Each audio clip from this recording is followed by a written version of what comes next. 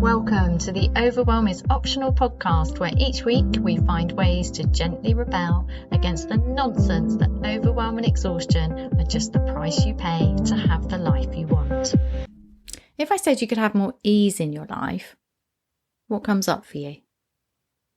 Does this idea that ease is too lazy, there's not enough challenge, there's not enough satisfaction, or does stuff come up about, yeah, but that's not possible for me, my life just isn't set up that way, that's not how life is, Heidi, life is hard, you can't just have ease. What comes up for you? Because it's really worth noticing. And then I would ask you, how much of today is focused on trying actually to create more ease? So whether that's getting stuff done, making sure that you've fulfilled commitments to other people, stuff you do at home, life admin, the moving around and cleaning and maintaining of the objects in your home, looking after other people, whatever's going on, what are you doing in order to create more ease? And from there, I just want to pop in with a reminder from inside my community, where at the moment we're getting together to go through my 7-day audio course, Overwhelm to Ease, and discuss it and support each other going through it. And the comment that I read this morning was, I completely forgot that the overwhelm and the ease coexist. So I want to talk about that today, because I fundamentally believe that ease is always available to us, and that it's worth thinking about what it means for you. It's worth thinking about, what are you doing and why are you doing things? Because everything we do is in order to feel differently, is in order to feel something like satisfaction, joy, ease, connection, whatever. And when we do it with a lack of awareness, because we're pushing in survival mode, pushing through overwhelm into exhaustion, we often don't get what we want, and then that's really frustrating, and then we go around in circles, and then the frustration mounts up, and then it kind of comes out in this volcanic eruption at the people we love, this snappy grumpiness, this emotionally driven rather than thoughtfully prepared action or words from our mouth, when stuff comes out and you go, that's not what I meant to say. And then there's the apology and the shame and the regrets. It's just really messy, right? So I want to bring some awareness to you about what ease means to you, or what you're trying to get in the doing. And the reason for this is twofold. Firstly, because I was reminded of that when I briefly popped into the community this morning. I'd forgotten that the overwhelm and the ease coexist. And secondly, because I've just come back from a road trip. And there was this moment on the road trip where I was completely taken aback by this deep, deep level of ease. It completely blew me away. Tears just came. And with it, it was the most extraordinary experience. There was this mixture of I could almost feel like grief and shame and doubt letting itself go, coming up to just be immediately released. So no dwelling in it, just to like, I'm here, and this is amazing. And the ease, and by ease I mean this sense of utter gratitude for being alive, for being here in this present moment, for everything, for this feeling of rightness, of being at home, of there being nothing wrong, of feeling at home in myself and the world being so much more beautiful than I've ever known before. So psychologists probably call this some sort of peak experience. I'm not really interested in that today. What I'm interested in is you and me, and how we can create more feelings and moments of deep ease. Because I believe that when we move from that place, that's we get more of it, and that's what we were actually searching for. So if I look back to all of the things I've done, and all the pushing and the rushing and the pushing through overwhelm, the striving and the beliefs that I had to do that in order to get to what I want, which I thought was an achievement goal, was actually because what I wanted was to feel this expanding sense of fullness and fulfillment and deep joy and oneness and rightness, just this rightness with the world. Like everything's okay. There's nothing wrong with me. There's nothing wrong with the world. At this moment in time, all I feel is ease, deep, deep ease. And the ease I'm talking about is the kind of ease you get when you feel it all the way through your body. And also that it's expansive in nature. So it's not just about you, it's about the sky and the birds and the ground and I don't know, it could be anywhere, because this has happened to me before, but this was particularly exciting and it's recent, which is why I want to talk about it before I forget about it. So I'm going to just drop into the memory of it to connect with it, to see if it resonates with you, because I believe it's a gift for me, and by me sharing it, I believe it's a gift for you. So a few days ago, and I have no idea what day this was, I could probably work it out, but I don't care, because the whole purpose of going on a road trip was to forget what day it was, to not have the structures of normal life. That's not because the structures of normal life are bad, it's because every now and again it's really nice to drop out of them. But for me, it's becoming more than nice. It's becoming a deliberate practice of shaking things up and seeing what happens when I dare to drop structures that have supported me and continue to support me really well. So let's take days of the week. Days of the week.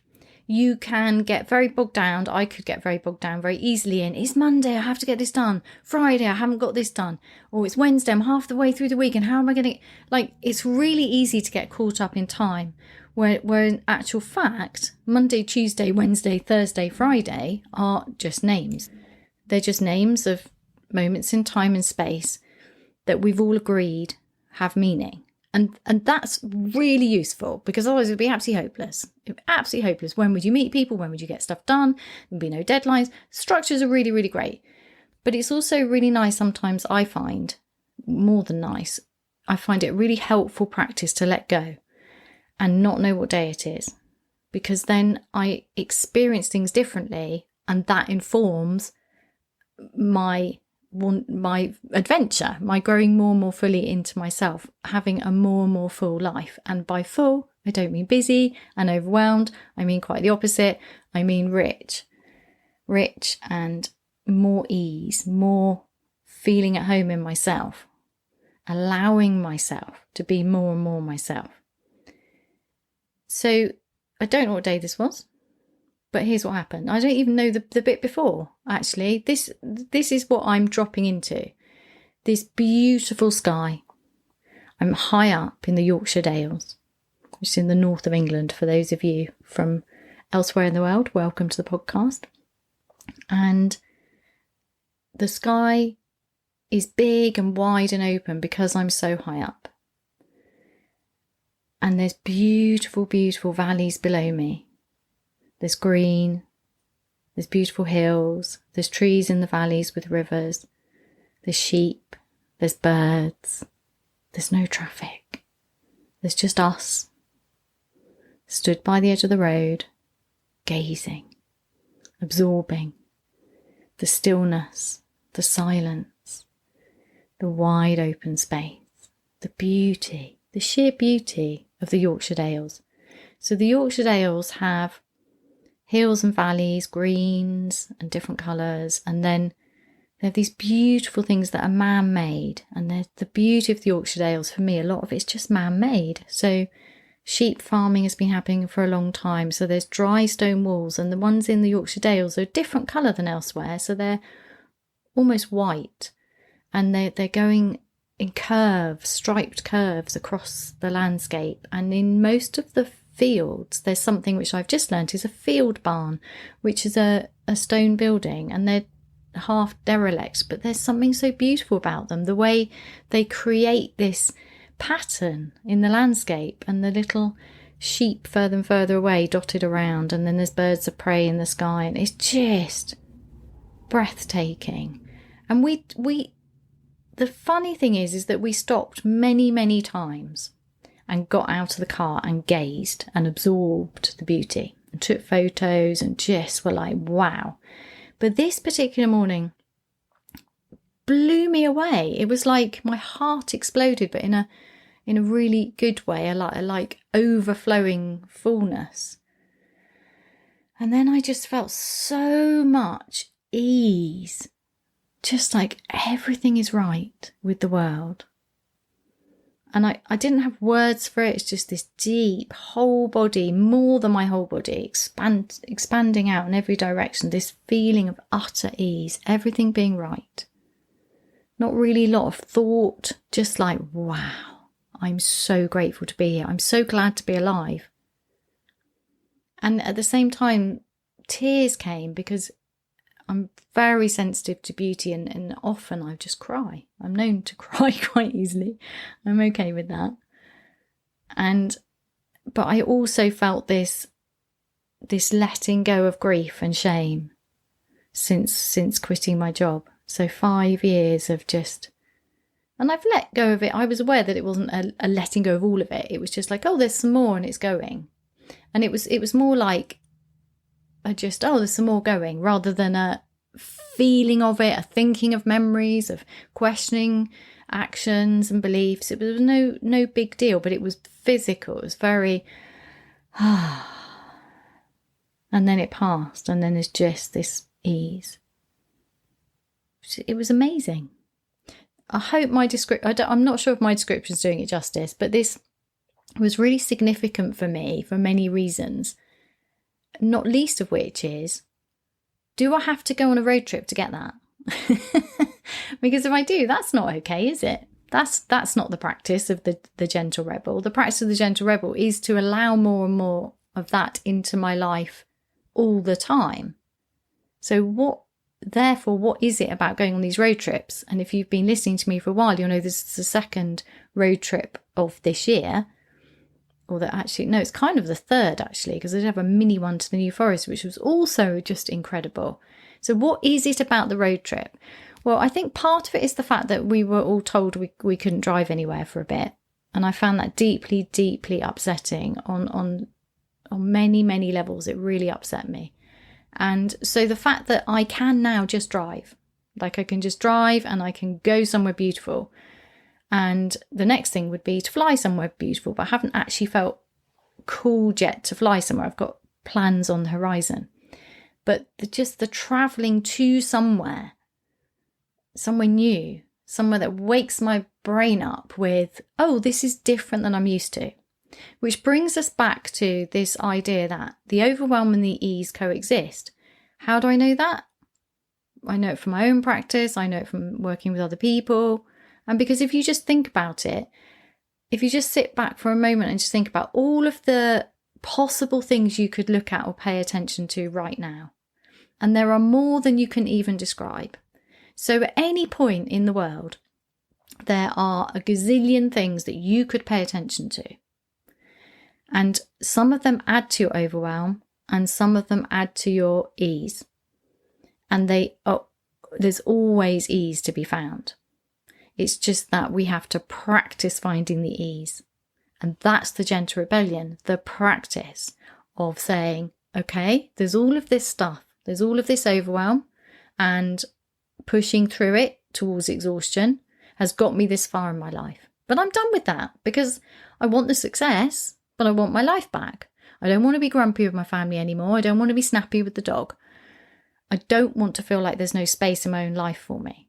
I want it all. I want the meaningful, well-paid work, and I want to be able to switch off and be present with those I love and to have space for me and to take good care of myself, to have energy, to sleep well, to eat well, and to do all of those other fun things that are way back on a list that doesn't even come into my consciousness most of the time. So that deliberate adjustment from here's the overwhelm, now I'm going to go searching for the ease, that's rebellious, I would argue, because most people aren't doing it. Most people are stuck in the overwhelm, I'm assuming. I'm not going for most people as in a judgment or I know about most people. But in general, the human mind is easily overwhelmed in order to keep us safe but not necessarily happy. And for the people I work with and myself, it's easy to get overwhelmed, really easy. And we're really good at it. And we're really practiced at sacrificing the need to even go for a wee or have a drink of water, or I don't know, just let go of tension in our jaw or our shoulders in order to just push on through. We're really, really good at it, and it works. It's how you get successful. It's the traditional path to success. But what if you can have it all? What if you can keep the success and improve it, make it work better for you, and have those delicious feelings of fulfillment, of ease, deep ease, where everything's just right, where you're still holding in one hand the gazillion things, opportunities, your to-do list, and even the secret, invisible, get better at list, and all of the stuff you think you should be better at or should be doing, all the shoulds, the oughts. You can hold all of that and you can notice it. And then at the same time, without having to deal with all of that, you can find moments of deep ease. That's really cool. That is gently rebellious, because it doesn't require having to fiercely stand up for yourself and say, I've had enough. I need all of these things to change. I need you to change. I need my workplace to change, my partner to change. I need the world to change so that I can feel at ease. It's gently rebellious to say, no, I don't need to change the world, other people, stuff at work. I'm still going to find moments of ease regardless. I choose to feel at ease regardless of what is happening around me. I choose to feel at ease. But I'm not saying that makes it easy, but to me, that's where it starts. So where I am with it 5 years in is that I'm finding deeper and deeper and more expansive feelings of ease. So the road trips to me represent that ability to say, at any one time, there's so many things I could be paying attention to. And right now I'm going to choose to take a few days out of my life and go on a road trip. And by a road trip, I mean a relatively unstructured holiday as opposed to a structured holiday. That's all I really mean. So for us, it's about booking accommodation as we go and changing plans according to how we feel and the weather, because we get a lot of weather in this country, and who wants to stand in the rain when you could just get out from under the cloud? And I'm sure there's another metaphor there, but anyway, let's continue with this. So that's what it means to me. So this is, for me, it's a spiritual practice actually, of saying, what if I didn't know what time of day it is? What if I didn't know what day of the week it is? What if I can learn to wrap my business up and switch off and be fully present in the rest of my life? That's a very, very core element of my gentle rebellion. So the road trip is a real practice of that, because in many ways it would be easier, although I would argue lazier, to say, well, mine's the kind of business where I could do it as I go along. So therefore, I'll just check my emails. I'll just check how my clients are doing. I'll just pop into my community and just check. How's the just checking going for you? Because I'll tell you what, when I forget that just checking leads to overwhelm and is a really inefficient way of working and doesn't make me particularly happy, oh my goodness, it's annoying, because it becomes more and more addictive. I'll just check. And then really, I'm not working. I'm just checking. It's pointless exercise, but very easy to do.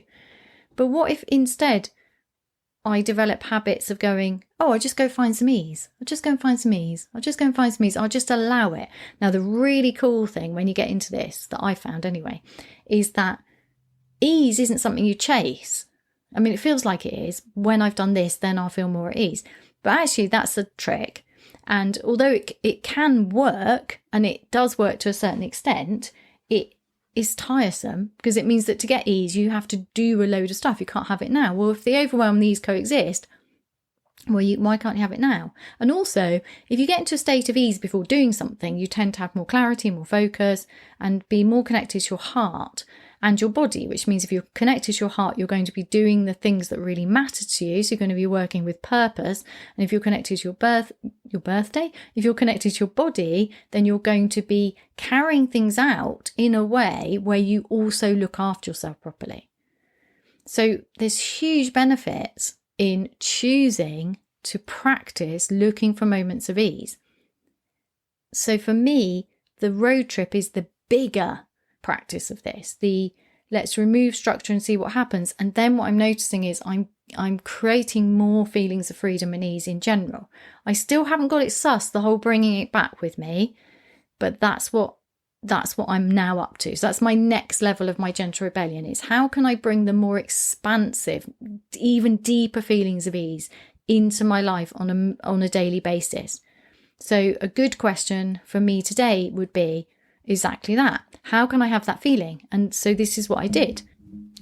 I paused in my kitchen in the middle of trying to, it's like when you've been on holiday, there's washing to be done, there's tons of stuff to do, as well as work and everything. And I had an electrician coming round and he said, oh yeah, but then you come back home and back on with normal life. And I thought, yeah, but my life's not normal because I'm a gentle rebel. My life's not normal. I don't do that. I didn't say this to him. I mean, how rude. It's like preaching at someone.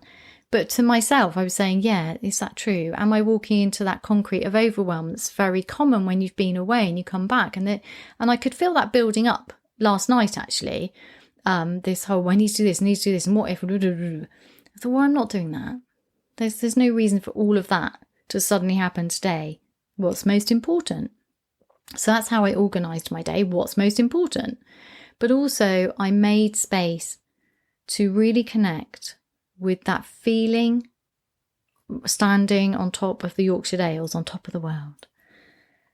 And I stood in my kitchen, both remembering that. Now, there's a difference between remembering, so re-embodying the feeling from memory, which is really, really helpful. But also then, I also wanted more than that, because I don't want much.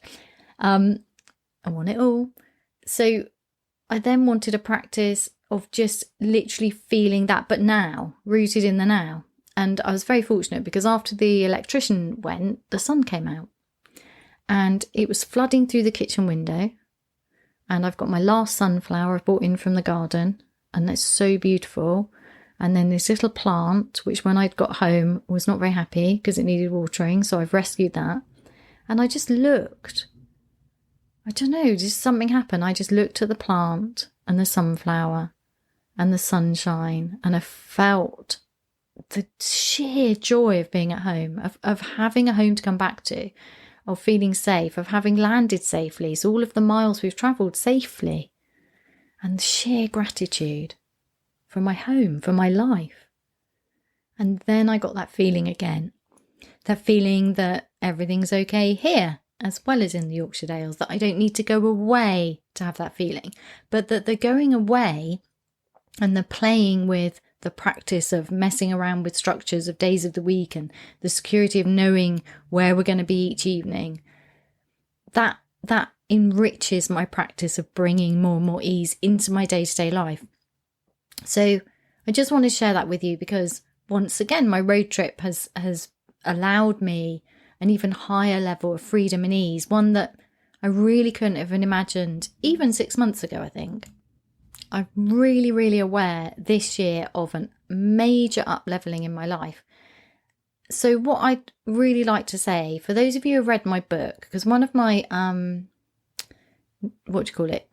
testimonial things on Amazon says about reading the book, and my book's very short because I removed most things from it, so you're just left with the bits that you'd want to keep. So it's really easy to read, that you could read one sentence a day. So it's basically the opposite of overwhelming. It's every sentence is rich, and you could take one sentence a day and that would nourish you for that day, and you keep it by your bedside, and it enables you to remember that the overwhelm and the ease coexist, and there is always more ease, more feeling at home in yourself, more rightness with the world available to you. But it takes tiny practices, because this review says something like, read the book really fast and thought, is that it? And then went back and realised it's the tiny, huge, life-changing practices. It's the commitment to yourself first, the commitment to finding more space for yourself, more ease, more joy, to resisting your well-trodden path of pushing through overwhelm in order to feel at home in your life, in order to hold everything together, into exhaustion, into snappy, grumpy, volcanic reactions and weird stuff going on with your body where you just think it's failing you again. There's an alternative route, this gentle rebellion, but because it's gentle, it's not about making wild declarations to yourself. It requires instead this secret, this internal, gentle, it's an inside-out game. This gentle rebellion, this commitment to yourself. I am done with overwhelm. I am done with pushing myself to exhaustion. I am done with not feeling at home in my life. I'm going to find my way of doing things. But my invitation to you is keep it gentle by doing the smallest thing possible. Because by definition, doing bigger things is going to be more overwhelming. So it's doing it, it's the how. How can you create more ease? Well, ease is an allowing. It's not something you can push for. To me, it's doing the tiny things that have the huge impact, particularly over time. So, for example, doing the 1 minute mark, you might do it for a week and think that was great, and then look for the next thing. But actually coming back to my free audio, the link's below this, and doing it again and again and again, that's actually where the freedom lies. In the same way as getting up and meditating every day, the freedom comes from the continual practice.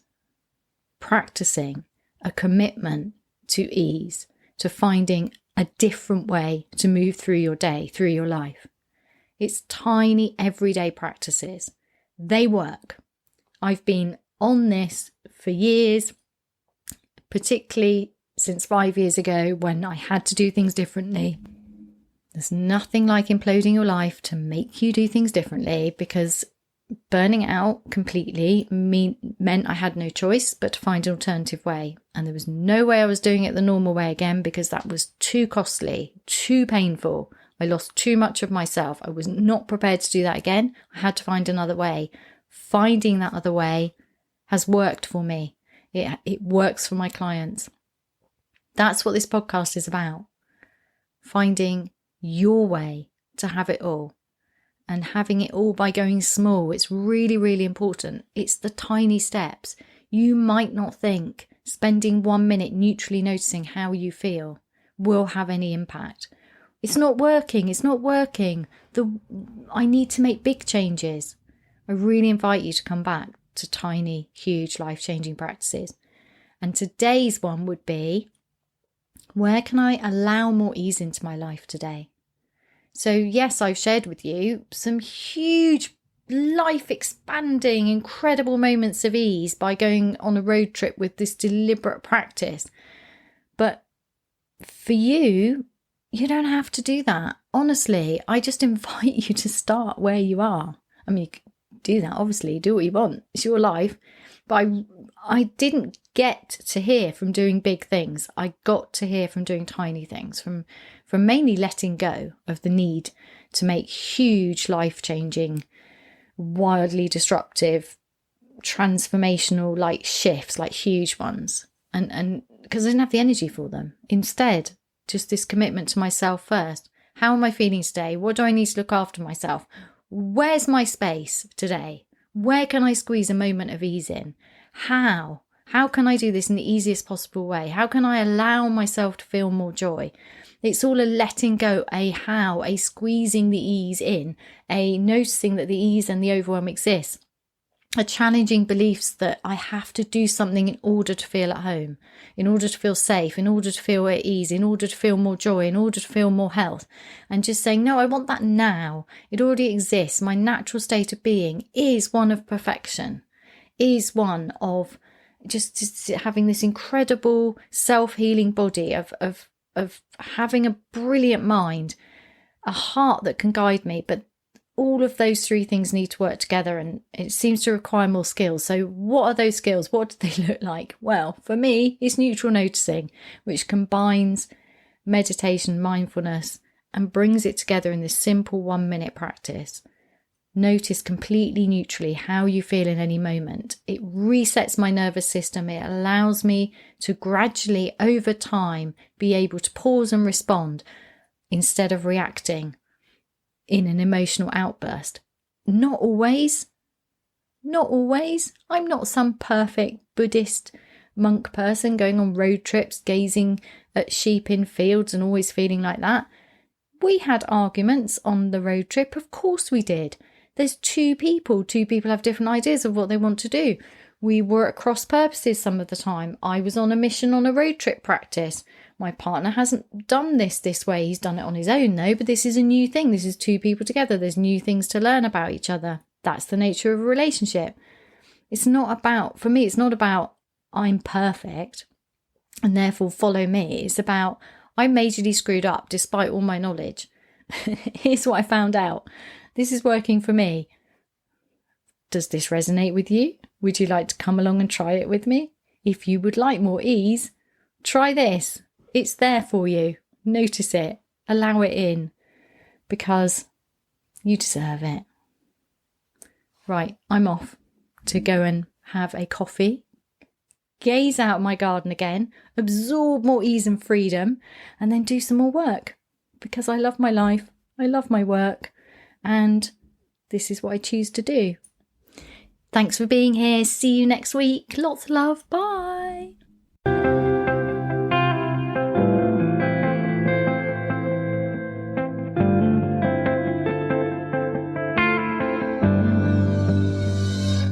For more resources to help you gently rebel, please visit my website www.heidimark.co.uk.